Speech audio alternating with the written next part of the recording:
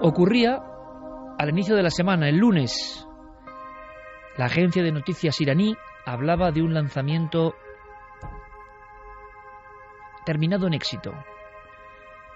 La cápsula Pisgarm, que significa pionera, el cohete Kavochgar 3, un misil realmente, que alcanzó 120 kilómetros de altura. Regresó y su tripulante, el tripulante del rostro entristecido, del rostro del miedo, oficialmente llegaban a tierra. Ese cosmonauta moderno de Irán es un simio, un mono. La noticia recorría el mundo. Irán siempre con la polémica de su armamento y la utilización de posibilidades nucleares, lograba así una gesta y aseguraba que en 5 años pondrían no un simio, sino un hombre en el espacio. Noticia de implicaciones políticas, del miedo que dé o deje de dar. A mí lo que me impresionaba era la imagen de ese simio, de ese pequeño mono, de un animal sentado en un asiento de metal, fotografiado, y en una de las escenas, en una de las diapositivas, aparece el rostro contraído, la boca como una media luna. Por eso esa tristeza es el gesto universal de alguien que lo está pasando mal. Está sujeto como con unos cinchos de cuero, algo que parece anacrónico, hablando de espacio, cohetes, 2013. E incluso hay una especie de poliespán rosáceo que recorre su cuerpo, que lo empotra casi como si fuese un ataúd en esa especie de camastro vertical. Incluso aparece también cinta aislante, cinta gris, cinta de andar por casa, que une su traje diminuto con esa fría superficie del metal. Es viajero, pero no es el único. Sabemos que ha habido muchos más lanzados al espacio, y yo me preguntaba si en los ojos de ese pequeño simio, en el miedo de ese animal, estaba también grabado de alguna forma el sentimiento de locura del ser humano, que hace este tipo de experimentos, buenos o malos, no lo sé, que intenta lanzar a estos pioneros al espacio. ¿Qué habrá sentido ese compañero casi humano, dicen algunos, elevándose en las alturas, observando el planeta, quizá como dijo Carl Sagan, desde cierta distancia, observando la esfera azul a 120 kilómetros? ¿En qué extraño sueño, pesadilla vivía ese mono? Y es más, como siempre en el espacio, podemos preguntarnos, ¿han contado toda la verdad? ¿Ese simio ha estado realmente allá arriba, casi en el antiguo cielo de los mitos y las leyendas? ¿Ese mono ha sido intercambiado? ¿Ese mono es una propaganda, una campaña? Porque de todo esto hay en la carrera espacial, y precisamente por eso, con la fotografía de esa enorme angustia del mono lanzado a las alturas desde algún lugar secreto de Irán, con esa escena como emisaria, vamos a hablar de espacio profundo, de otros colegas, de otros animales, y de asuntos que os van a dejar de verdad, yo creo que pegados al asiento del coche, a la cama, al puesto de trabajo donde estéis. Porque siguiendo la senda de estos pequeños amigos que fueron viajeros del espacio, hemos encontrado cosas maravillosas, angustiosas, aterradoras y mágicas. Nunca antes habías estado tan cerca de lo desconocido. Milenio 3. Cadena Ser. Guillermo León, como siempre, todo el trabajo ahí arriba, en las estrellas, nunca mejor dicho, y a Diego Marañón muy especialmente, que siempre se deja la piel, no solo en su sección, sino en todo el programa. Y es que yo hablo de una fotografía de un maestro, el maestro del Prado. Parece que lo han localizado, aparecerá mañana en la portada del Magazine del Mundo, impresionante. Luego desvelaremos secretos, quiero vuestra opinión. El arte es transformador, el arte eleva, el arte es la última llave para conectar con el verdadero misterio que nos rodea, que casi nadie ve.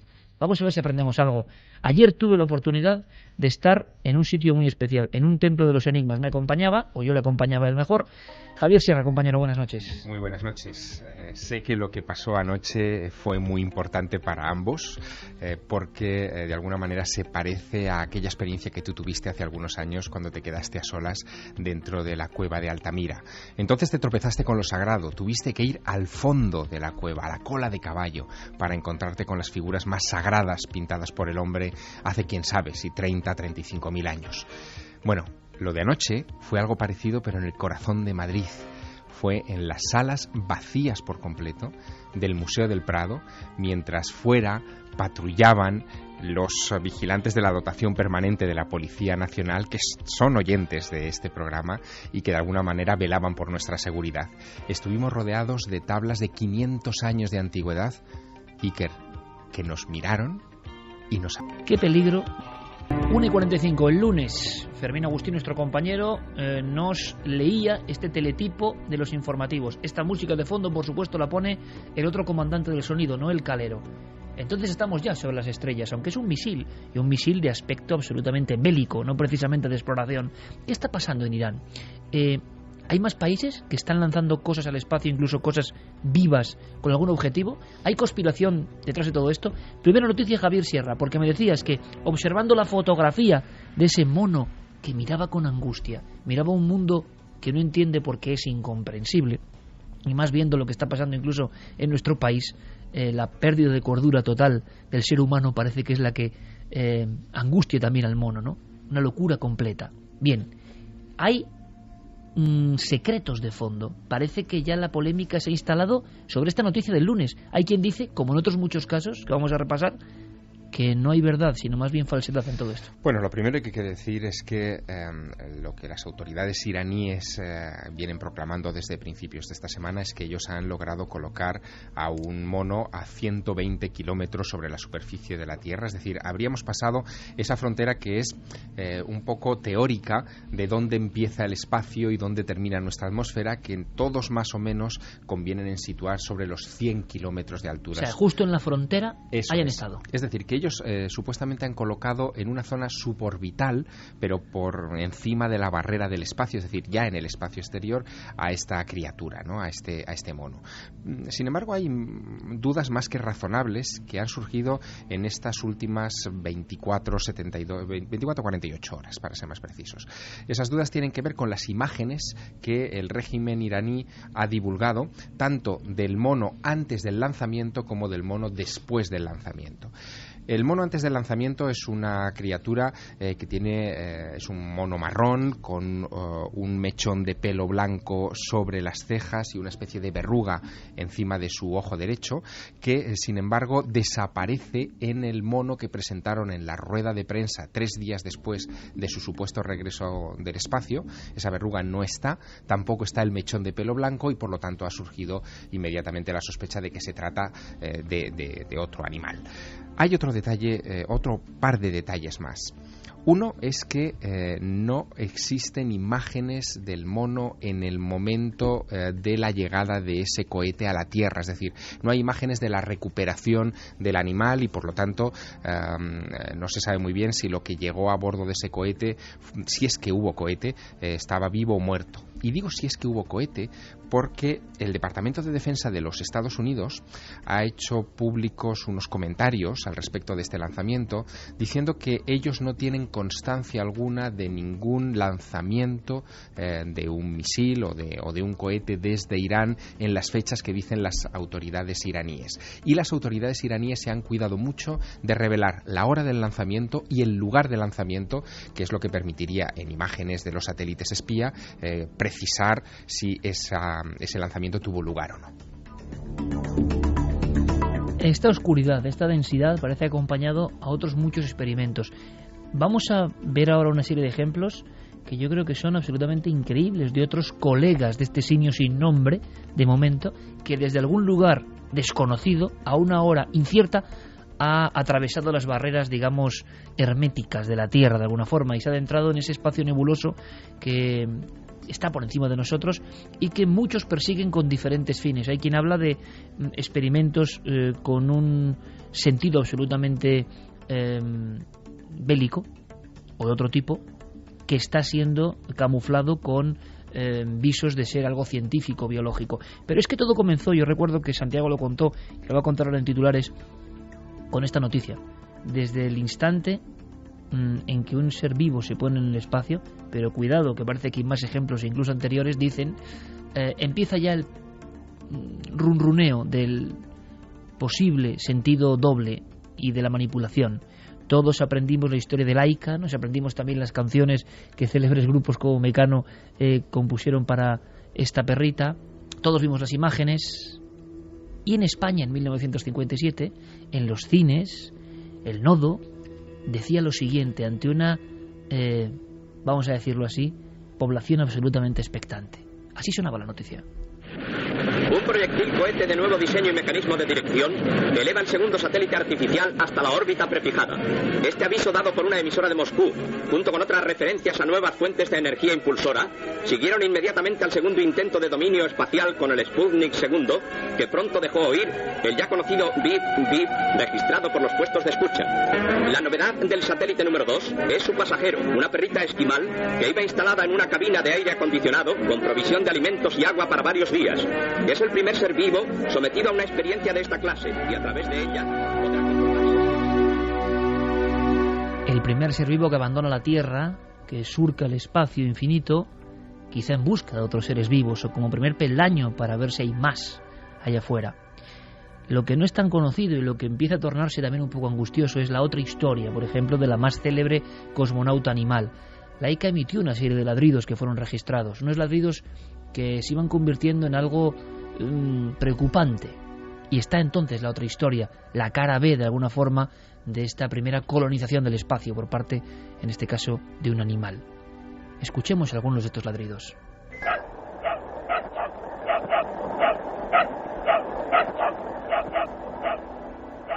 Es Laika ladrando desde algún lugar dentro del Sputnik 2. Santi, hubo una historia muy poderosa, quizá la real, que se ocultó durante mucho tiempo, y es que todo ese éxito en el fondo guardaba un enorme fracaso con el animal. Sí, efectivamente, porque como en todo lo que presidió la carrera espacial, la propaganda era un valor importantísimo y la Unión Soviética tenía que vender aquel lanzamiento pionero, pues más o menos como los iraníes ahora mismo, como un rotundo éxito de su exploración espacial. Y para eso pues tenían a ese valiente animal, casi valiente animal soviético, que estaba allí aportando durante incontables horas valiosísimos elementos que llevarían a Yuri Gagarin, o quién sabe si a alguien antes que él, a cumplir ese paseo espacial, esa primera misión del hombre en órbita. Pero parece ser, y se supo después de la caída del telón de acero, que realmente la historia de Laika no fue ni tan larga, ni tan gloriosa, ni tan heroica, porque el pobre animal, lógicamente, sometida a un estrés tremendo, pues posiblemente falleció de una mezcla de miedo y de un fallo muy grande en el aislamiento térmico de la cápsula. El caso es que duró apenas poco más de una hora, o quién sabe si menos. Incluso hay quien duda de la veracidad de esta grabación, no te digo más. Pero fíjate que esto, lo que nos ha contado Javier, este asunto de Laika, se va repitiendo a lo largo de la historia. Hace unos meses el mundo veía asombrado las imágenes del Shenzhou 7. La República Popular China también estaba vendiendo como un gran éxito ese paseo espacial de sus astronautas. Pues bien, ya hay múltiples análisis por internet que dicen que ese vídeo está trucado. No trucado como, por ejemplo, la historia aquella de los presuntos fraudes lunares, sino que incluso aportan pruebas de que pudo haberse rodado bajo el agua para simular precisamente esa sensación de espacio, y hay alguno que ha encontrado hasta burbujas. Es decir, esa oscuridad, esa densidad siempre en torno a cualquier cosa que tenga que ver con la exploración espacial. Simplemente listado o algunos ejemplos, que esto sí que es increíble, de animales que oficialmente salieron de nuestro común espacio y se adentraron en las alturas. Bueno, ya a finales del siglo XVIII empezaron a intentarlo, no como cohetes porque no tenían la tecnología, pero sí con un globo aerostático.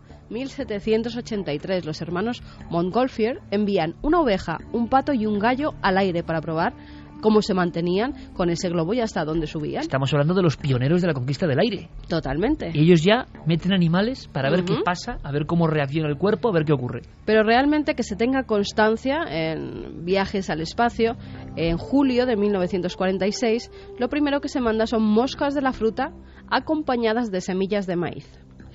pero es 1946. 1946. Y está confirmado, por lo tanto, esto es Confirmadísimo. 11 años antes de Laika. O sea, seres vivos. Se prueba con las mosquitas. Y de hecho hay animales mucho mayores, no en el 46, sino en ese listado seguro de Carmen. En el 48, 2 años después, Albert I es un mono que viaja a bordo de un cohete V2 que sale desde Nuevo México. Albert, va a haber varios monos, va a haber hasta 4 Albert.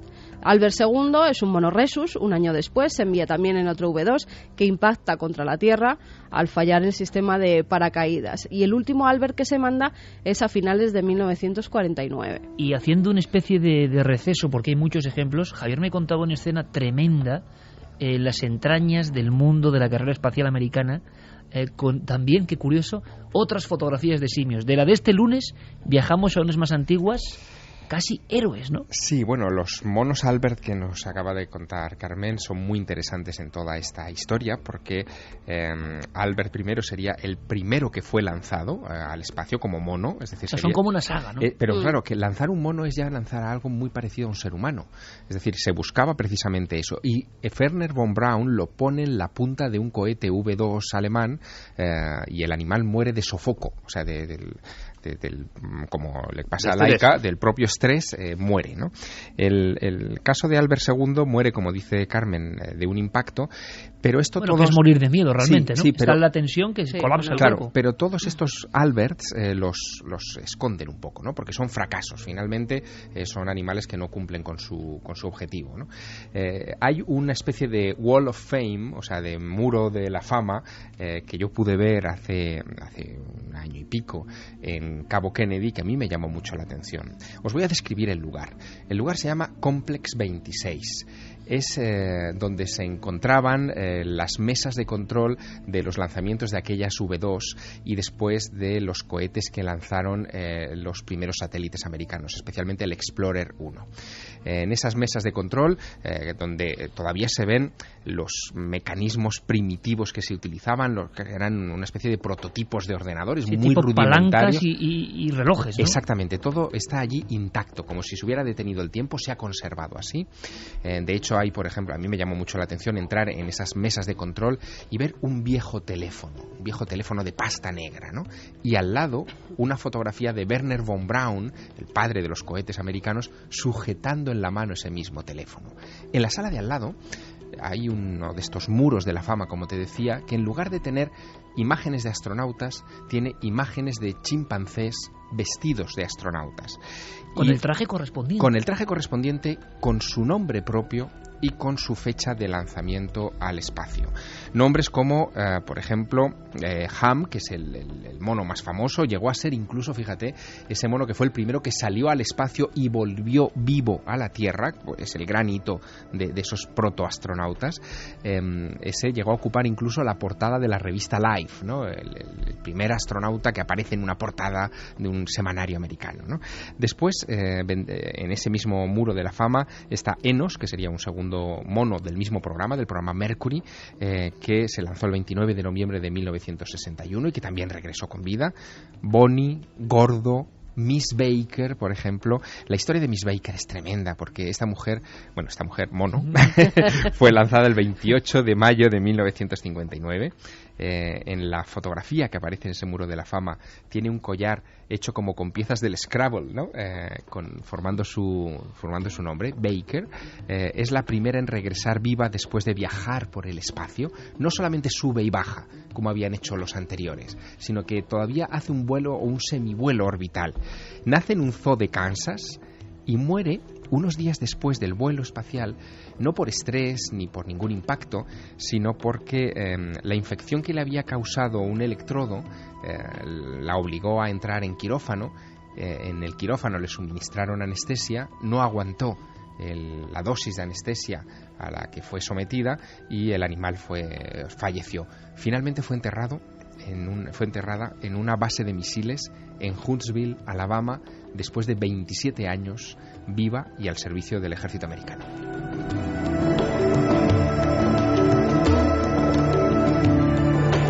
Como siempre en este viaje espacial, en Milenio 3 intentamos desempolvar las páginas más interesantes, yo creo, de la historia. Y me venía una pregunta a la mente, ahora vamos a seguir conociendo más casos impresionantes. Una pregunta. Ya sabemos que los apóstoles, entre comillas, que han visto la Tierra de lejos, han visto la Tierra desde la Luna, por ejemplo, los que han pisado otro mundo realmente, otro planeta, otro satélite, esos han sufrido un cambio brutal. Esos han sufrido un cambio mental radical. Y hemos contado sus historias una y mil veces aquí. ¿Habrá habido cambios en los animales que han sido rescatados? Su comportamiento se habría vuelto diferente.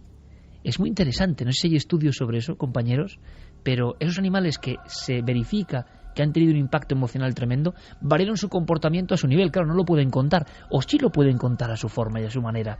¿Cambiaron?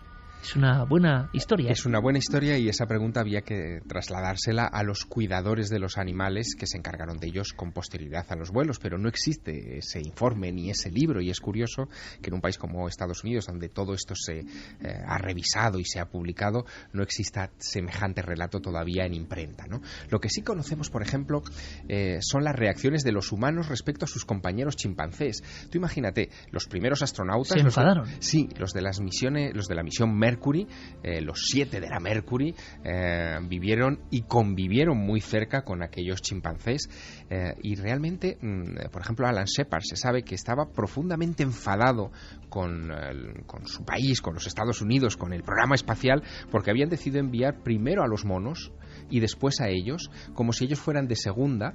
Ellos hablaban de que aquellos monos eran como carne enlatada. De hecho, de ahí se acuña ese término que los astronautas se aplicarán a sí mismos, porque es verdad que en el programa Mercury, el lugar en el que eran encastrados esos monos, muchas veces sujetados con cinchas a una especie de sillón donde no podían moverse en absoluto, era como una lata de sardinas muy, muy, muy estrecha, donde apenas podían mover unas palancas para las que habían sido adiestrados previamente en tierra. Si movían la palanca adecuada en tierra, en los entrenamientos de tierra, se les daba una fruta.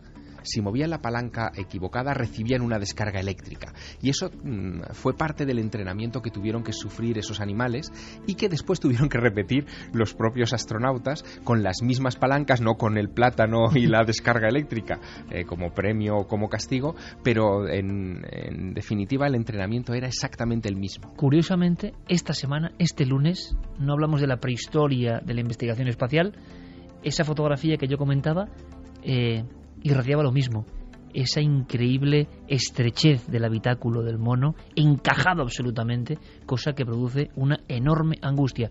Y si no me creéis, podéis ver la foto de ese supuesto cosmonauta iraní, y mirad directamente su expresión.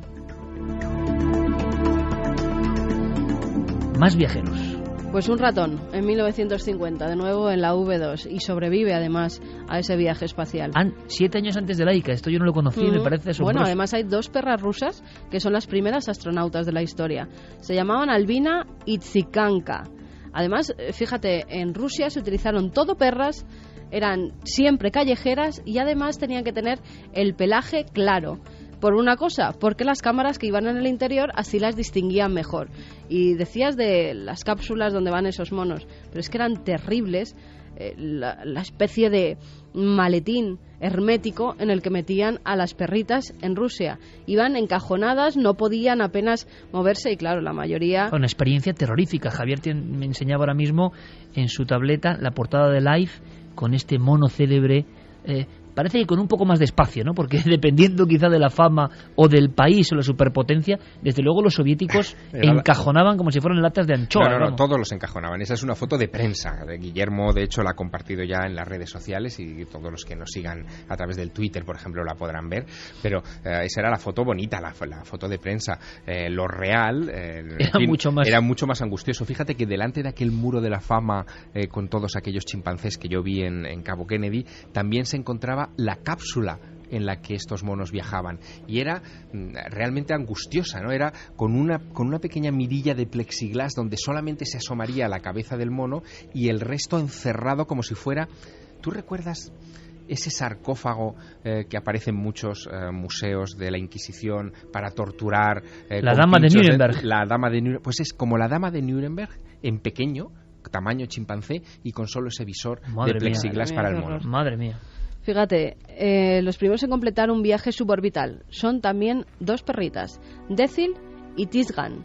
en 1951. De 1951 a 1952, varios cohetes R-1 transportan a 9 perros en vuelos espaciales, como te decía, en compartimentos enanos. 2 monos filipinos, en ese mismo año 1952, Patricia y Mike, y 2 ratones, alcanzan los 36 kilómetros de altura y se convierten en la época en el récord de primates en altura, 36 kilómetros, y estamos hablando de este mono de Irán de 120 ya. 1957, la conocida Laika, como ha contado Santi. Con su terrible final no contado en la época. Desde 1957 a 1961, los rusos lanzan otras 12 perritas. 5 de ellas nunca regresaron. Material que muchas veces ha surgido, como decía Santiago, con la caída del muro, ¿no? Eran documentos que no se daban, sobre todo si eran fracasos, claro. O sea que la historia de la exploración espacial en humanos y en animales está llena de pruebas erróneas que evidentemente ambas potencias silenciaron. También, fíjate, aparte de los monos, han lanzado, por ejemplo, un gato. En 1963, Francia lanza al gato Félix, que además regresa también con vida. Decían que estaba un poco histérico después de ese vuelo, que no le sentó nada bien. Qué interesante ese estudio posterior, ¿no?, del comportamiento a nivel animal, los etólogos, ¿no?, observando qué había variado. Sería muy interesante. Otras 2 perras rusas, Berterok y Volyok, pasan 23 días en el espacio y aterrizan a salvo el 16 de marzo de 1966. En la Soyuz 20, 1975, en noviembre, viajaban varias tortugas, que esas, como te decía, tienen el récord de estancia animal en el espacio, 90 días. O sea, al mismo tiempo que se producía aquí la muerte de Franco, noviembre del 75, un grupo de tortugas sobrevolaba el planeta Tierra. En los últimos años, pues ya 2006, 2007, en la Génesis, no, lo que se han lanzado son cucarachas silbantes de Madagascar, semillas con larvas vivas, incluso escorpiones de piedra plana sudafricanos y huevos de hormigas recolectoras. La pregunta, ¿por qué estos animales, no? ¿Por qué ya no grandes primates? Quizá la sensibilización de grupos ecologistas, hombre, es que ver la cara del mono iraní es impresionante, pero es curioso el cambio, ¿no? Oficialmente se están lanzando animales de muy pequeño tamaño y desde luego muy poca capacidad cerebral. Bueno, esa es una parte de la historia que no se cuenta y que, por supuesto, podéis opinar sobre ella.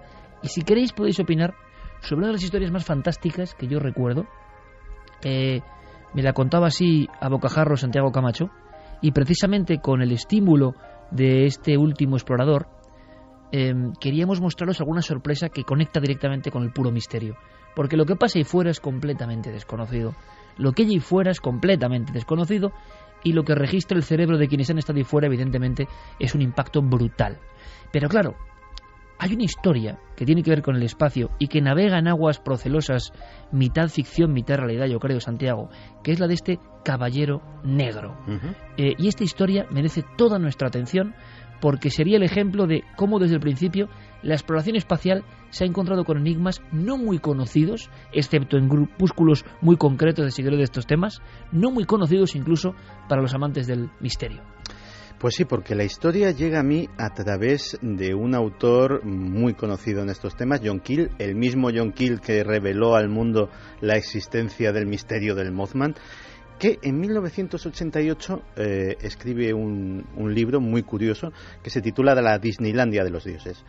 En ese libro, aparte de muchas otras historias, y es un libro muy recomendable por la casuística que contiene... Imagino que Keel, resumiendo, Santi, estaba explicando que todo esto era un juego terrible manejado por entidades muy poderosas que están más allá de nuestra comprensión, ¿no? Digamos que John Keel estaba en la onda de, por ejemplo, de Salvador Fraser, por poner un ejemplo también conocido para todos los aficionados, que había una serie de entidades ajenas a la especie humana que estaban jugando con nosotros desde hacía incontable tiempo. Y entre los muchos casos que ponía, pues estaba el de el Caballero Negro. ¿Qué es el Caballero Negro? Pues es un presunto satélite artificial que estaría orbitando nuestro planeta desde muchos años antes de que el Sputnik y cualquier artefacto humano estuviese colocado en el espacio.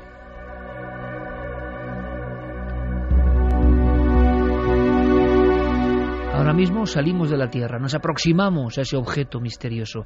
De verdad, si queréis, si os apetece, coger lápiz y papel, si es posible, porque lo que viene a continuación es sencillamente alucinante. En el espacio hay algo o alguien. El primer rastro del Caballero Negro aparecería en una fecha que se nos antoja muy lejana, 1927. En esa época habría habido astrónomos que habrían detectado un objeto extraño en el cielo, y además se dio una epidemia de señales de radio que operadores en aquellos tiempos de los equipos absolutamente primitivos captaban. Esas señales quedaron registradas tanto por los astrónomos como por los radioaficionados y los operadores de la época, y fue precisamente en los años 70, casi en los 80, cuando un astrónomo actual, Duncan Lunan, un astrónomo escocés, se dedicó a intentar decodificarlas. El mensaje que hemos leído al principio del programa, ese mensaje que señala la procedencia de esas señales o la procedencia de quienes idearon el ingenio que manda esas señales, fue la conclusión que sacó Duncan Lunan de el estudio de esos patrones y básicamente sacó un mapa estelar, y de ese mapa estelar dedujo esa posición en concreto. Eso no sería nada si no fuera porque en 1953 el doctor Lincoln La Paz de la Universidad de Nuevo México detecta con su telescopio otra vez ese mismo objeto. ¿Cómo era, Santi? ¿Cómo lo veían los observatorios astronómicos? Lo veían como un punto, lo veían como veríamos ahora mismo los satélites, que a veces vemos pasar la Estación Espacial Internacional, vemos pasar algún otro satélite que sobre todo en horas del crepúsculo o del amanecer son más visibles porque contrasta la luz del sol que reciben con la oscuridad que todavía nosotros percibimos aquí abajo. Pero evidentemente algo que no debía estar ahí. Claro, o sea, lógicamente un astrónomo se da cuenta de que eso no es normal y de que eso además está pasando con cierta periodicidad. El asunto lo pone en conocimiento de la comunidad científica y rápidamente llama la atención del Pentágono. Pentágono dice, bueno, debían de tener su run run ya en 1953, es 4 años antes del lanzamiento del Sputnik, debían de tener ya sus informes de que los rusos estaban preparando algo y decían, no vaya a ser que sea esto y que todavía no hayan dicho nada o algún precedente de esto. Así que deciden colocar al frente de la investigación a Clyde Tombaugh. Ni más ni menos. Clyde Tombaugh es el descubridor del planeta Plutón y se le encarga que dictamine qué tipo de objeto es, qué tamaño tiene, cuál es su naturaleza. Ya para entonces la historia ha traspasado toda la prensa.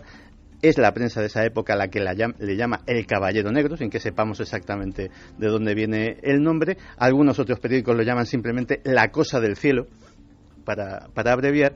Y Clyde Tombaugh se tira un año investigando ese objeto. Ese informe permanece clasificado a día de hoy.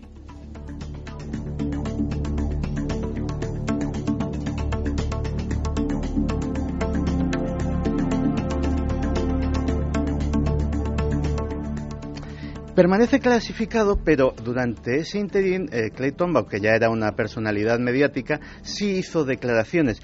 Y en 1954 declaraba la revista Aviation Week que había un satélite orbitando la Tierra, que no podía dictaminar, aunque le parecía muy improbable, si era un objeto celeste captado por la gravedad terrestre o si era otra cosa. Lo cierto es que un año después, con el informe ya entregado, le hacen otra entrevista en Popular Mechanics. Y en Popular Mechanics dice que ni el descubrimiento era cierto, ni el objeto era importante, y que, curiosamente, lo que se le había encargado no tenía ninguna relación con los platillos volantes. El contenido de la pregunta no tenía esa palabra.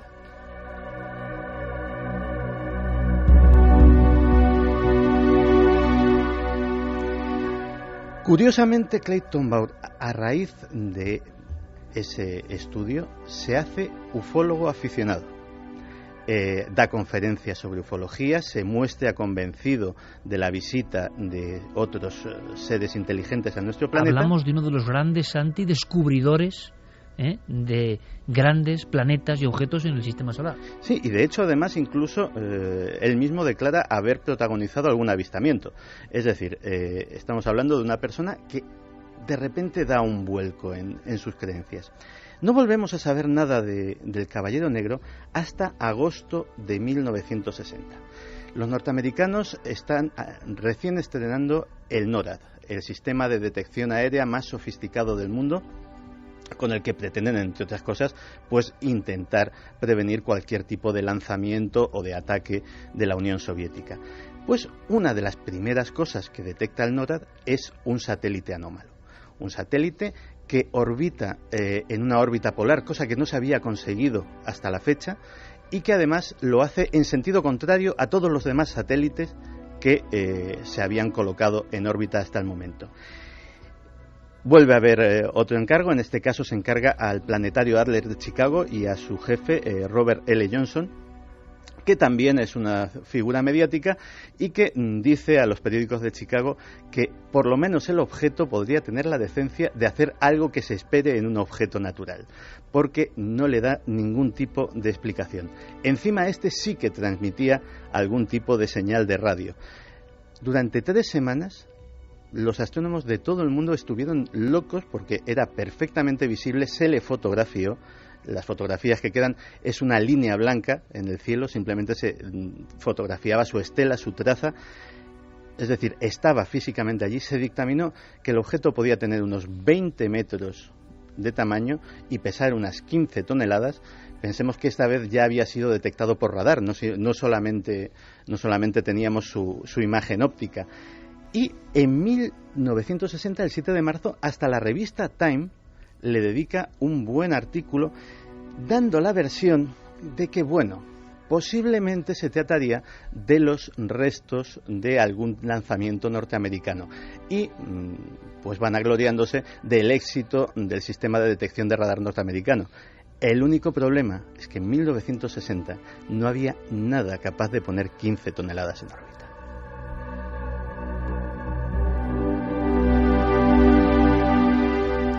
Esta alucinante historia donde no sabemos dónde empieza el mito, la leyenda, la acumulación de datos sensacionales y la profunda verdad, que a veces supera todo eso con creces, aparece un personaje bien conocido del mundo de la astronáutica y del mundo también de las observaciones de ovnis, Gordon Cooper. Sí, 3 años más tarde. Javier está poniendo una cara como diciendo, esto es alucinante, lo es, 3 años más tarde, curiosamente, Gordon Cooper ha hablado mucho de sus avistamientos ovni, pero muy poco de este caso. Ha hablado de sus avistamientos ovni cuando era piloto militar, de cómo incluso llegó a protagonizar o a ver cómo se filmaba uno de estos aparatos que se había posado en el desierto. Es decir, declaraciones bastante impactantes. Pero, y que le trajeron muchos problemas. Pero de esto que es histórico y está registrado, rara vez ha hablado. Estaba haciendo historia. Estaba en la Faith 7, una cápsula espacial que iba a dar 7 órbitas a la Tierra. 22 órbitas a la Tierra, la Faith 7 da el número. En la órbita 22, en la última, Gordon Cooper se comunica con la estación de seguimiento de Australia y dice que se dirige hacia él un objeto oscuro de color verdoso y que, que pide algún tipo de confirmación si por el radar le están siguiendo o si efectivamente parece ser que hay confirmación desde tierra, aunque eso es lo que dice la NBC, que da la información 2 veces ese día, pero que luego sus reporteros reciben la orden de que está absolutamente prohibido preguntarle a Gordon Cooper sobre ese incidente en la rueda de prensa que habría unos días después de su aterrizaje. De hecho, tardó un par de semanas en darse una explicación oficial, y la explicación oficial es que una falla eléctrica en la cápsula había provocado altos niveles de dióxido de carbono y eso le había provocado alucinaciones a Cooper.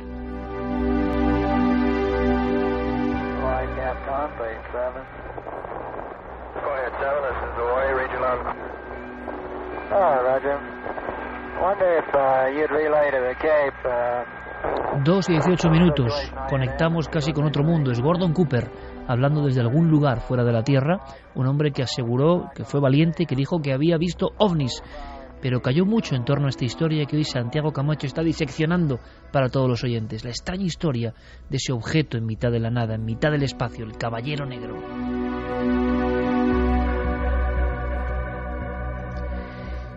¿Pero ha sido Gordon Cooper el único que ha podido ver de cerca este objeto?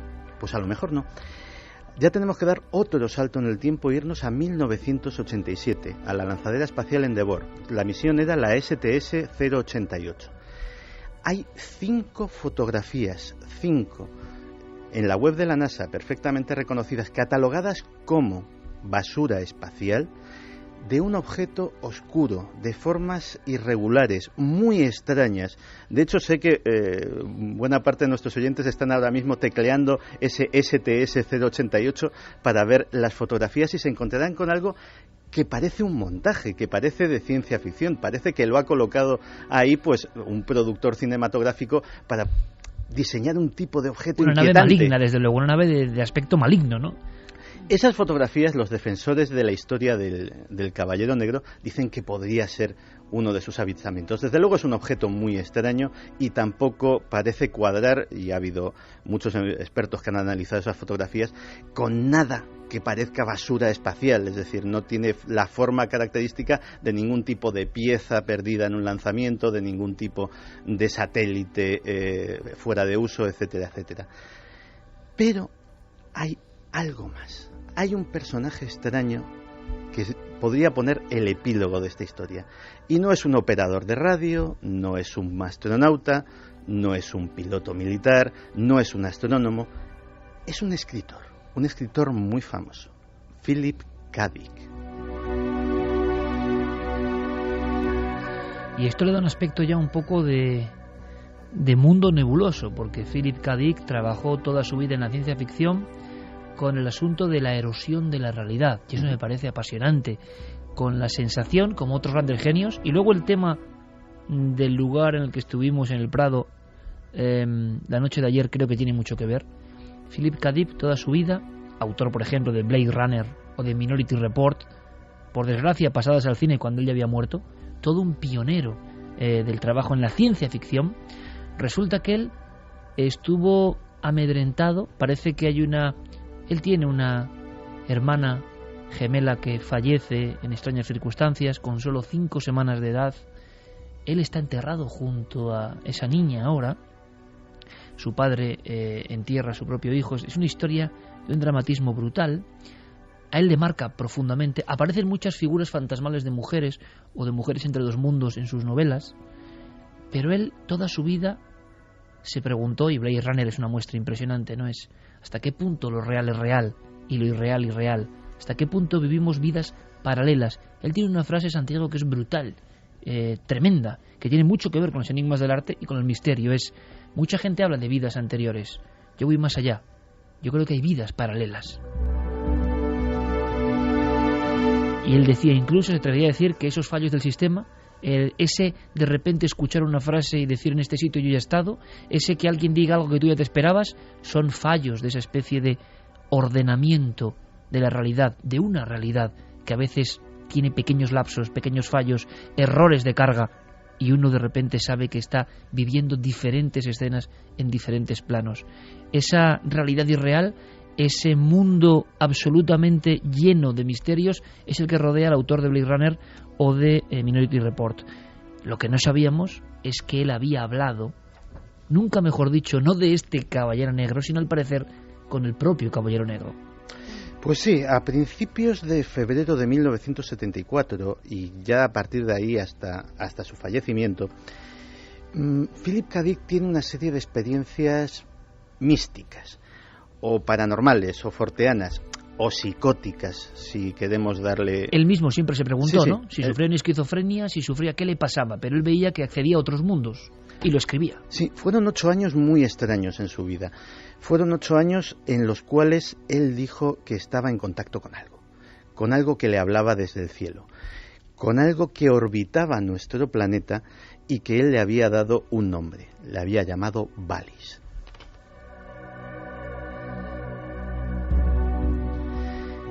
Valis es un acrónimo en inglés de Gran Sistema Inteligente Viviente. Y él, a través de Valis, escribió novelas, escribió reflexiones, recibió avisos. Hay, por ejemplo, cosas tan curiosas como que estaba escuchando un día una canción de los Beatles, estaba escuchando Strawberry Fields Forever, y Wallis le cambió la letra. Los Beatles seguían cantando, pero la letra decía otra cosa. Y la letra le avisaba de que una hernia inguinal que estaba teniendo su hijo, si no era operada inmediatamente, podía poner en grave riesgo su vida. Efectivamente, cogió al chaval, lo llevó al médico, y los médicos que no habían detectado esa enfermedad dijeron que efectivamente ese tipo de hernia en concreto sí era extremadamente peligrosa y tenía que ser operada en el momento. Y Philip K. Dick, obsesión, esquizofrenia, locura, cree que está recibiendo órdenes de un punto del espacio, de un satélite vagando por el espacio, y dedica miles de páginas a hablar de eso, y que parece que entronca directamente, aunque él nunca lo dijo, con esta otra historia paralela, ¿no? Escribe 4 novelas sobre Wallis. 4, que no son ni mucho menos ni las más populares, ni las más conocidas, ni se han llevado al cine. Se llaman Radio Libre Albemuth, Wallis, La invasión divina y La transmigración de Timothy Archer, que es además su obra póstuma. Si se ponen juntas, son una especie de autobiografía mística del propio Philip K. Dick. Y aparte de eso, dejó una especie de exégesis extraña de 8.000 páginas y más de 1 millón de palabras, que no está publicada, con las revelaciones que le había hecho Wallis. Él estaba en todo momento convencido de que aquello había sido colocado por una inteligencia extraterrestre, que había estado aquí, que nos había ayudado, que nos había dado nuestra civilización y que había dejado ese objeto con una finalidad: vigilarnos, darnos un empujoncito de vez en cuando, sobre todo iluminando o haciendo revelaciones a determinados individuos que podían ser claves, y en caso de que todo fuera realmente mal, informar a esos dioses del pasado a los que se refería John Keel. La increíble historia de uno de los grandes padres de la ciencia ficción, que confesó que esto era una parte de su verdad, que estaba en conexión con un objeto, que por otro lado ese objeto ha generado un montón de ríos de tinta solo en el mundo de la astronomía y astronáutica, y por eso no es muy conocido.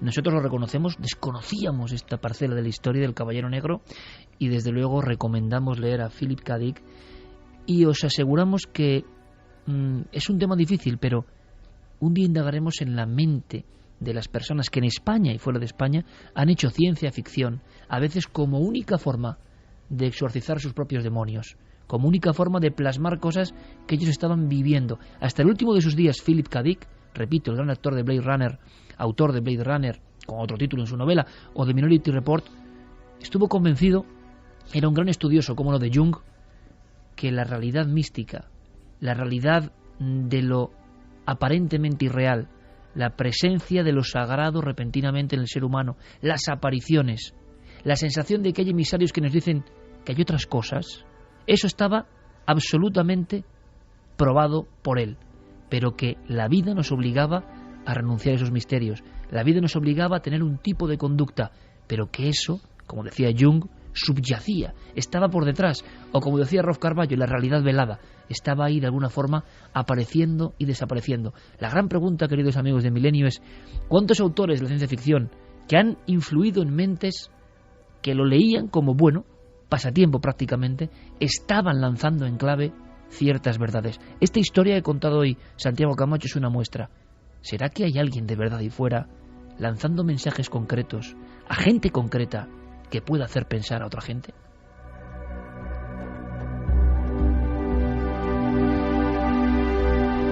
Pues ahora sí que vamos a profundizar un poco en todo esto, que tiene mucho que ver, pero antes, si os parece, mensajes, cómo no, mensajes de nuestra audiencia, de todos vosotros. A ver, Santi, repite cómo pueden ver, se pueden ver las fotos del Caballero Negro, claro, lo pregunta Manuel Moreno. El público ha quedado impresionado, porque es menuda historia.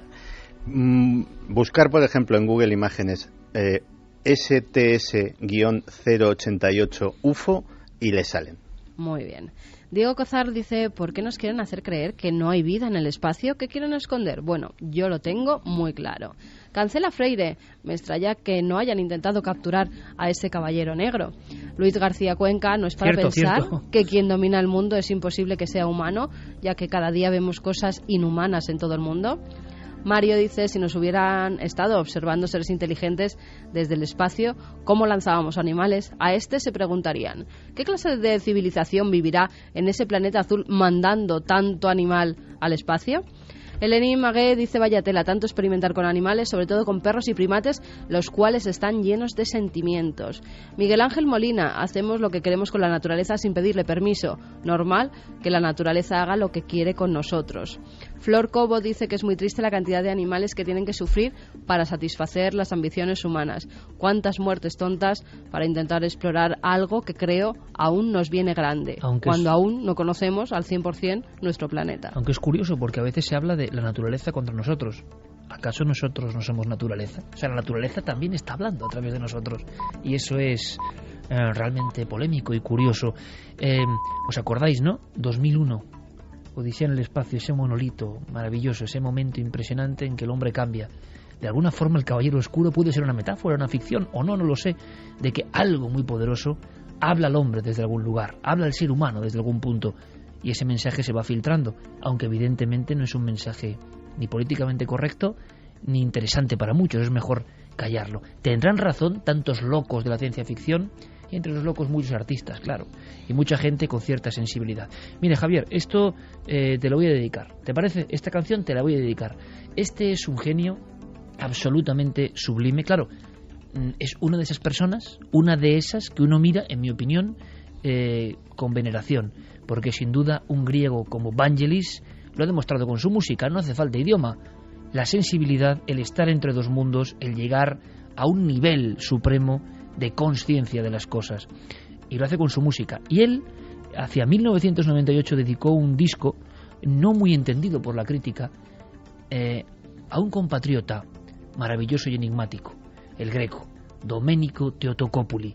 Ayer estuvimos delante del Greco, a solas con sus cuadros y con muchos más. Así que esta música de un griego para otro tiene que sonar exactamente ahora. Y decimos todo esto porque ni más ni menos está a punto de salir, el día 5, el libro El Maestro del Prado, de nuestro compañero Javier Sierra, que edita Planeta. Esa portada que está causando ya sensación en las redes, que ha puesto Guillermo León, es Javier, evidentemente, vestido como viejo maestro. Y a mí me encanta, porque hay que transfigurarse, hay que meterse en el papel y hay que hacerlo de verdad.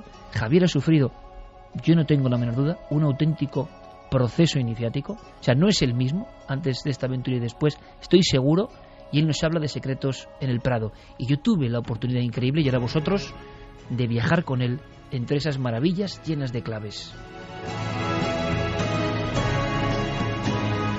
Ver esas galerías vacías, Javier, del Prado, ver tantas obras que parece que se miraban unas a otras, que se contaban sus secretos.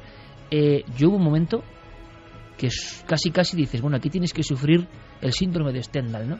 Tanta belleza, tanta grandeza, tanta genialidad, tanta espiritualidad, no es asumible. O sea, llega un momento en que uno no puede, pero ahí estaba, entre ellos el Greco.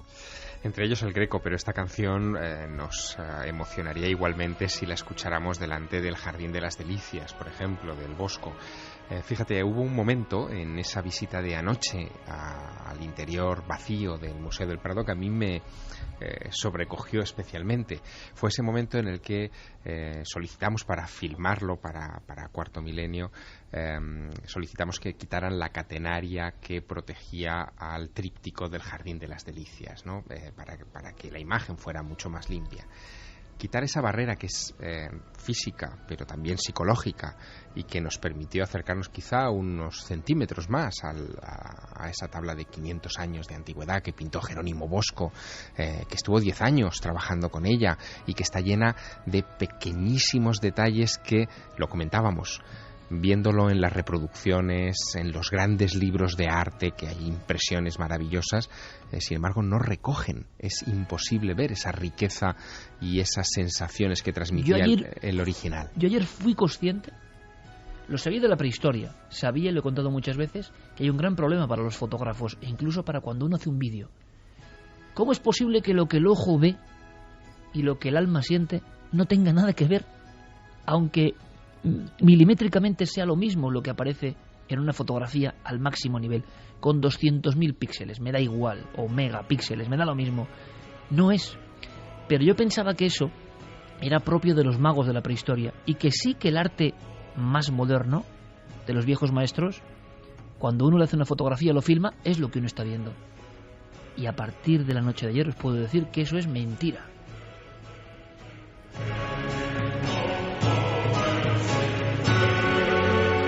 pero a un nivel tremendo, es decir, lo que eran no solo volúmenes, sino perspectivas, lo que eran luces absolutamente espirituales, lo que son cosas que no se pueden encontrar con palabras, inefables, se veía ayer. Ayer estábamos, yo nunca había estado tan cerca, claro, de la obra maestra del Bosco. Y entonces vi cosas, ese cuadro, he pasado decenas de horas delante de ese cuadro en libros y en persona. Pero ayer yo veía que eso era una especie de conjunción de cosas mágicas que casi respiraban.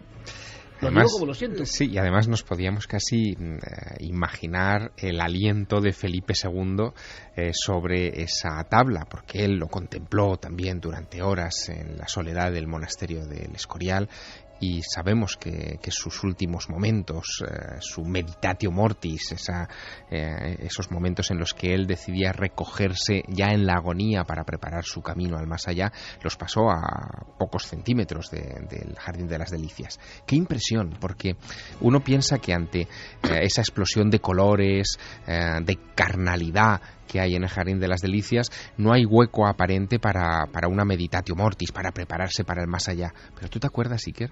En la tabla que llaman del infierno, en la esquina superior derecha, hay unas ruinas sobre el horizonte. Una de esas ruinas tiene una puerta que es con un arco. Es un pequeño detalle en el cuadro del que irradia una luz tremenda, y hay un grupo de almas que están flotando, que no están pisando el suelo, la rampa que conduce hacia ese umbral, y que se acercan hacia esa luminosidad. Es el efecto túnel, es lo que nos han contado tantas y tantas veces, que el Bosco también pintó en otra de sus famosas tablas, en la subida al Empireo, pero que también encontramos ayer, por primera vez, sin haberlo previsto, en otra obra de ese visionario que hoy homenajeamos, que es el Greco. En la encarnación del Greco, la perspectiva de la paloma parece surgir de uno de sus túneles.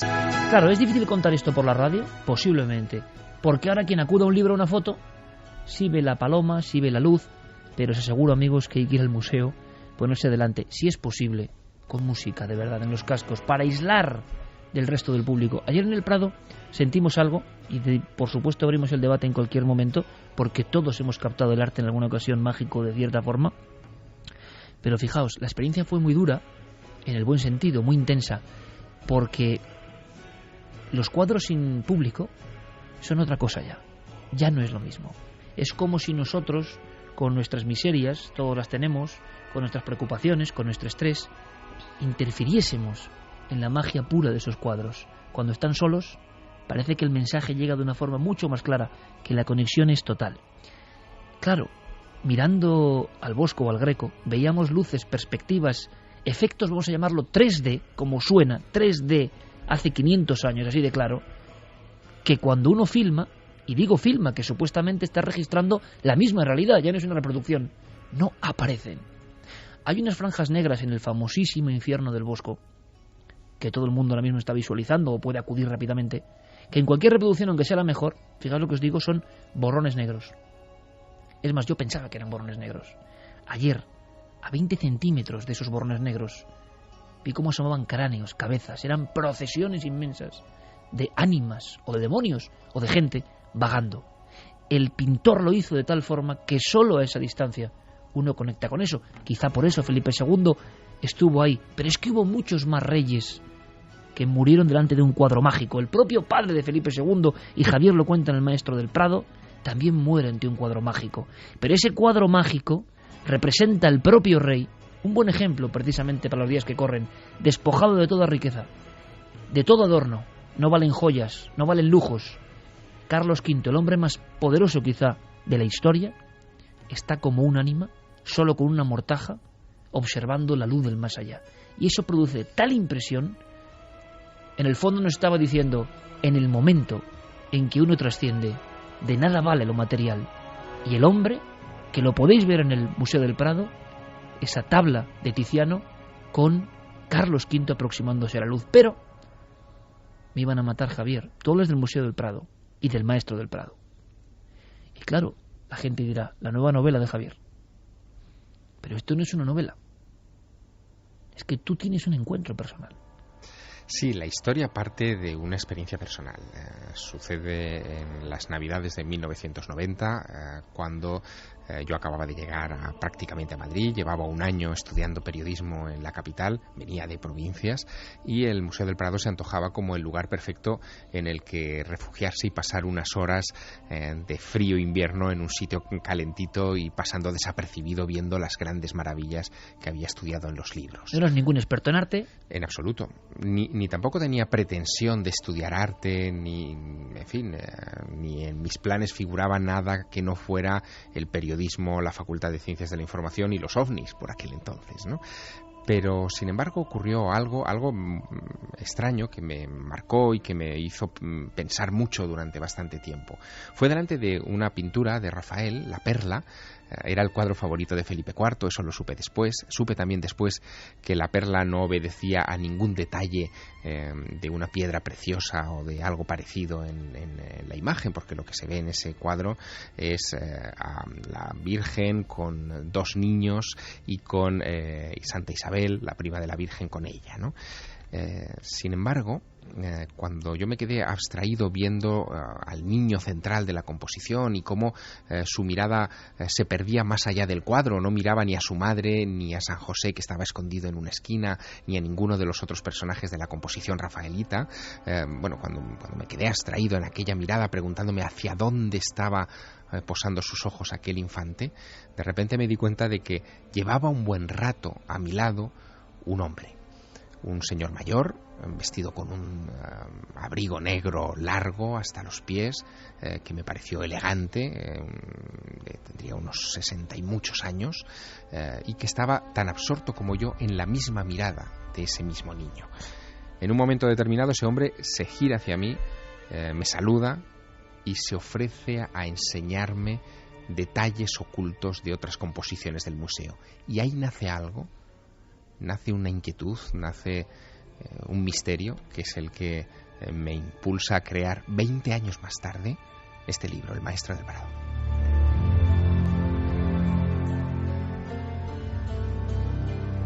Y es que las miradas son una de las claves para entender ese museo mágico que es el Prado. El Prado no se puede observar de forma aburrida, ¿verdad? El Prado no se puede ir uno a perder en él por obligación. Bueno, perderse en él ya sería un buen síntoma. Hay que ver fragmentos, cosas, ir aprendiendo. Además, desde niños. Yo me acuerdo de muy pequeñita, no todas las salas en un día porque es imposible y los niños se cansan, pero como lo teníamos...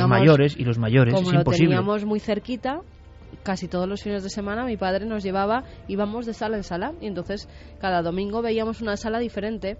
Y se te quedan, y cuando te cuentan las historias de los pintores desde muy pequeño, porque yo me acuerdo con 6, 7 años y que se me han quedado esas historias y los cuadros que me daban miedo y en los cuadros que me emocionaba, con lo cual son unas visitas las que hay que hacer a esas salas del Museo del Prado, tanto con ojos de niños, si los puedes llevar al lado, porque los comentarios que hacen cuando ven una obra de arte son dignos de grabar, como ya con los ojos de adulto, que ves esas obras que veías cuando eras pequeña de otra forma completamente distinta y te recuerda mucho esos paseos con tus familiares. Hablando de ojos de niño, ayer estábamos Javier y yo simplemente dando un paseo. Pero claro, es como hizo Eugenio Dors en su día, ¿no? 3 horas en el Museo del Prado. Ese paseo es impagable, ¿no? Ese paseo es una cosa que te deja un poco... Y hay un momento en que nos quedamos junto a un arco. Imaginaos, amigos, el museo sin nadie prácticamente, solo con las personas que velaban por nuestra seguridad. Y qué arco, ¿eh? O sea, sí. qué cuadros separaba a uno y a otro lado. Y es que esto me impresionó mucho. Es decir, ojalá Javier sea el guía de secretos, algunos tan evidentes, si se ven con esta mirada, con indagaciones nuevas de Javier, ojo, no vienen de un historiador, no vienen de un sesudo compilador de vidas de maestros, no, pero son tan evidentes que ojalá consigamos lo que se ha conseguido en otros países, ¿no? Que la gente vaya al museo a fascinarse, a emocionarse, luego si quieren a aprender y a ser muy sesudos, si lo desean, pero que se enganchen un poco a esa llave que conecta con otros mundos. No os quepa la menor duda, desde la antigüedad ha sido así, y en el fondo los maestros siguen unas corrientes. Nos están diciendo lo mismo que nos dicen los aparecidos, en mi opinión, los fenómenos extraños. Nos están diciendo lo mismo, nos están gritando que la vida es mucho más. La vida es inabarcable y mucho más misteriosa de lo que nos quieren contar. Resulta que en un cuadro de Rafael, impresionante, que yo lo confieso. Hubiese pasado por él sin... y soy un amante del arte, pero hubiese pasado por él en busca, no sé, de la sala de Goya, que sí me interesaba, y me sigue interesando. Resulta que hay una visión brutal, brutal. Y yo ayer pensaba, mirando a Javier cómo me lo contaba, y digo, este es un ejemplo para todos aquellos que han visto el misterio. El cuadro, Javier, es de Rafael y es una copia de un Rafael, que es la Transfiguración. La Transfiguración. Es de Giovanni Battista Penni, es uno de los ayudantes de su taller. Es un cuadro gigantesco, recuérdalo, son 3 metros de alzada, 3 metros y pico de alzada del cuadro, que representa la ascensión de Jesús a los cielos desde la cima del monte Tabor. Lo que se ve es, en la escena sobrenatural, a Jesús rodeado de Moisés y de Elías. Como siempre, 2 mundos. Hay 2 mundos en un cuadro. Eso es, él está flotando entre las nubes, y en la parte inferior de esa composición un grupo de personas que son los apóstoles, que están discutiendo en el plano terrestre. Ninguno ve lo que está sucediendo delante de sus narices, ninguno ve lo sobrenatural. Sin embargo, hay una gran discusión, o esa es la impresión que transmite, y todos terminan apuntando a un niño. Ese niño, que es al que tú te referías con esa mirada especial, ese niño tiene un brazo elevado hacia el cielo, otro hacia la tierra, marcando claramente el eje como de comunicación entre ambos lugares, entre ambas dimensiones. El niño tiene una mirada muy especial, él es estrábico, tiene un ojo mirando para un lado y otro para otro, mostrando claramente que tiene la posibilidad de ver esos 2 mundos. Y en medio de esa composición, de ese cuadro, hay un personaje que no aparece citado en los evangelios, pero sí en las notas de Rafael, que es una mujer de espaldas que con sus 2 dedos índice, por si hubiera alguna duda, está señalando, está marcando a ese niño. Esa mujer es la sabiduría. De alguna manera nos está diciendo Rafael en la que fue su última obra pictórica, la obra que tuvo sobre la tumba cuando él murió con 34 años de manera prematura. Nos está diciendo que a través de la sabiduría se puede detectar a aquel que es capaz de comunicar los 2 mundos. Si nos aproximamos, caminamos unos pasos y vamos al niño poseído, al niño loco, como se le llamó en esa escena, vemos las dos pupilas absolutamente opuestas en cada esquina de uno de los ojos. Sí, un loco, un simple poseído, un niño tarado. Es impresionante porque todos los personajes del cuadro, con su sabiduría, le señalan a él como una anomalía. No ven lo que está pasando en los cielos, solamente ese niño especial está viendo lo sobrenatural. Es como un mensaje que nos dice: solo los locos pueden ver la gloria, solo los que llamamos locos pueden sintonizar con otro dial. Claro, verlo en un cuadro de esta forma tan brutal a uno le abruma, le impresiona. Pero Rafael dejó un mensaje, que yo lo cuento en el libro, todavía más sutil. Unos años antes de pintar la Transfiguración, él hizo un retrato a uno de los grandes bibliotecarios y sabios de su tiempo en Roma. Ese hombre se llamaba Tommaso Inghirami. El retrato de Tommaso Inghirami de Rafael, que se puede buscar también por internet y que encontrarán nuestros oyentes enseguida, muestra a un hombre que también tiene esa mirada, la misma mirada del niño poseído, solo que ese hombre fue el que le enseñó a Rafael muchos de los grandes secretos del arte y de cómo utilizar el arte para comunicar mundos. Ayer nos dimos cuenta de que muchos de los personajes del famoso Jardín de las Delicias del Bosco, y nunca lo habíamos visto así, están como hechizados. Hay gente normal, gente sonrosada, gente de color casi moreno, y hay otros que son como fantasmas, pálidos. Hasta ahora parecían en el mismo mundo, en la misma zona de la tabla. No, debe haber un rito. Se habló de los adamitas, de viejas herejías que incluso llegaron a pelear con la cristiandad de alguna manera, de viejas herejías que incluso decían por el pecado hacia Dios. Una cosa muy extraña. Pero es que estas herejías, herejes, magos, nigromantes, han estado detrás de grandes pintores. Y esto es lo que viene a contarnos Javier. Por ejemplo, aunque sea en un flash, Javier, porque quiero preguntarte un par de cosas más personales. Pero para que la gente entienda, nuestro público entienda, quien no haya sentido nunca el arte entienda que si va al Prado, va a ver, sentir cosas, va a sentirse detective. Y eso es muy importante. No hace falta ser un sabio. No hace falta incluso tener una sensibilidad extrema y analizar cada pincelada. Así no es eso. Es meterse en el mundo de los cuadros, dejarse atrapar por su arrullo y por su mensaje. Resulta que el propio Greco, fijaos hasta qué punto llega el absurdo, el Greco pintaba las figuras que no eran ya humanas, eran espíritus, no hay más que verlo. Ir rápidamente a internet, amigos, ver al Greco. Y claro, decían, llegaron a decir, para intentar entenderlo, claro, tenía un defecto en la visión, ¿no? Se ha llegado a decir eso, y mucha gente lo repite, como repiten los tópicos todo el mundo, es que tenía un defecto de dioptrías y pintaba alargada a la gente. Claro, no voy a ni comentar esto, pero es la manera de materializar todo lo que es espiritual. El Greco era un hombre, entre otras muchas cosas, que pintaba el más allá, pero es que encima también estaba de alguna forma influido por estos personajes fundamentales que no aparecen en las biografías: visionarios, profetas, magos. Hay un altar famosísimo al que pertenecen varias de las pinturas que se conservan en la sala 9 del Museo del Prado, que es el altar de María de Aragón para el convento de la Encarnación de Madrid, que fueron pintados para homenajear a Alonso de Orozco, un predicador del siglo XVI muy poco conocido, que tenía esta capacidad visionaria que se atribuye a ese niño poseído de Rafael o a Tommaso Inghirami, ¿no? Él era capaz de ver el más allá, de ver escenas de la historia bíblica y de escribirlas en sus apasionados escritos con detalles increíbles. Por ejemplo, decía que en el momento en el que el ángel Gabriel se aparece ante la Virgen María en su habitación, la habitación se diluye, se derrite, se funde con lo sobrenatural. Bueno, pues esa sensación de fundición de la realidad con lo sobrenatural es justo la que da la tabla de la Encarnación que estuvimos contemplando tú y yo también a muy pocos centímetros. Y muy impresionados. Lo que no habíamos visto en las reproducciones sobre papel, en los libros, en las imágenes de internet de esa Encarnación, es que esa especie de bultos que hay por detrás de la Virgen y del ángel y que ascienden hacia los cielos... Simples bultos cuando uno ve un libro. Exacto. En realidad, cuando uno los ve de cerca, son caras, son almas, son presencias. Uno de los cielos, Noel, tampoco le va mal al Greco, ¿eh? Un hombre que quiso conectar con el más allá. ¿Qué te ha enseñado este libro, esta investigación? El maestro del Prado. Yo puedo decir, Carmen está en el proceso, ¿verdad? ¿Mitad del libro más o menos? No, un poquito menos. Un poquito menos. Estoy en las 100 y pico primeras páginas y estoy enganchadísima.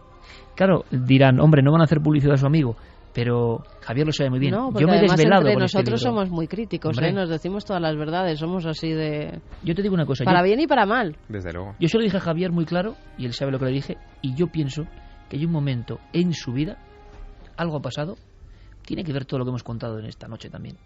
Hay un momento iniciático, hay un cambio de visión de las cosas, y un cambio que además no abandona nunca a uno. ¿Cuál es ese cambio? ¿Qué has aprendido? Antes de escuchar a nuestros oyentes, que además, evidentemente, para poner un poco de tono desenfadado, han opinado sobre esa portada del magazine de mañana, que va a ser espectacular. Pero si puedes en un minuto, en una sentencia, Javier, y que la gente explore si quiere, ¿qué has aprendido con este?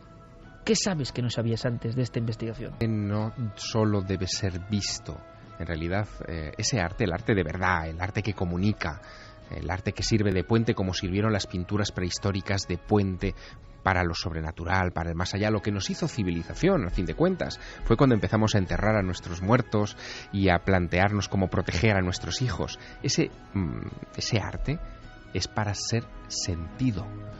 Y el Prado guarda un montón de rincones que hay que explorar. No son todas las obras, ni muchísimo menos. Ni tampoco son las más famosas, ni muchísimo menos. Son unas cuantas, no pocas, que te hacen dar ese salto infinito que tú bautizaste hace algún tiempo. Enhorabuena, Javier. Yo creo que es un libro absolutamente iniciático. Ojalá cambien muchas mentalidades. Igual es verdad lo que decía Philip K. Dick, y alguien está lanzándonos estos destellos para que nosotros, como correa de transmisión, cambiemos también otras mentes. Ojalá. Pero ahora, como somos capaces de reírnos hasta de nosotros mismos, vamos con ese impacto brutal. A mí me parece increíble. Mañana, el Magazine del Mundo, que hace reportajes impresionantes, en portada, yo no sé si es Rubens, si es... Hablan de Leonardo de Sierrinchi. E incluso ya hay montajes con la gente tiene un arte, nunca mejor dicho, la gente tiene un arte impresionante. Estamos viendo ahí, ¿qué estamos viendo? Pues algo sobrenatural.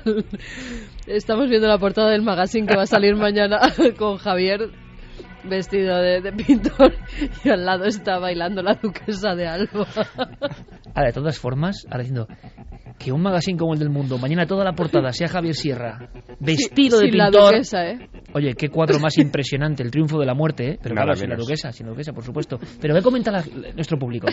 Claro, me tenías que haber dicho primero que no describiera la portada porque si no ahora no voy a poder comentarlo. Tania dice, lo visité el año pasado por primera vez y me encantó, pero tengo que volver. Estuve unas 3 horas y media y no pude verlo todo. Tienes lágrimas. Emocionante. Bueno, déjalo, anda, lo comentamos Dave luego. Constantin dice, sé de lo que habla Javier Sierra. A mí me pasó la primera vez que estuve delante del cuadro de Caravaggio, David vencedor de Goliat. Estuve casi tentado a tocarlo. Era cautivadora la mirada del joven con la cabeza del gigante y sin embargo ambos son el propio artista que le gustaba autorretratarse, sin palabras. Darbosh dice, soy de esos que de pequeño creía que las pinturas de los museos por la noche cobraban vida, ahora la cobran de día.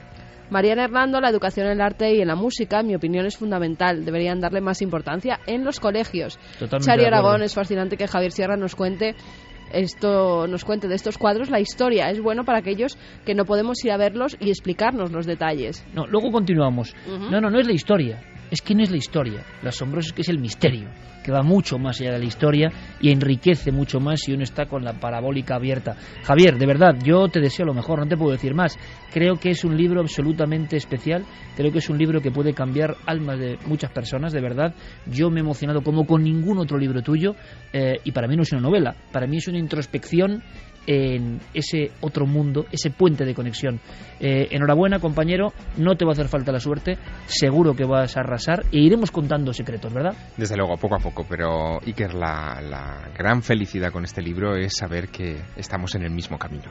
Y anoche lo comprobamos los dos delante de esas maravillas en el Museo del Prado. Gracias, compañero, mucha suerte. Gracias. Y además, aparte hay que decirlo, es un lujo, no solo la portada del magazine del Mundo mañana, sino el despliegue, ¿no? Cómo tratan a Javier, que se lo ha ganado uno de nuestros bestsellers, pero esto va más allá del bestseller, esto va más allá. Es mucho más importante transformar la conciencia en ocasiones, mostrar nuevos mundos, que vender mucho, que también lo va a hacer. Así que todo lo mejor, Javier. Santi, como siempre, que hemos disfrutado muchísimo, que mañana nos vemos. Mañana nos vemos en Cuarto Milenio, como siempre. A ver si se descubre algo del Caballero Oscuro. Yo empiezo a creer ya en el Caballero Oscuro, incluso. Gracias, Santi. Un placer. Te quedas, Javier, Sí. Vamos a viajar. Extrañar este misterioso libro. Ahora las noticias, que hay muchísimas, evidentemente, con todos nuestros compañeros, y regresa Milenio 3 en unos minutos.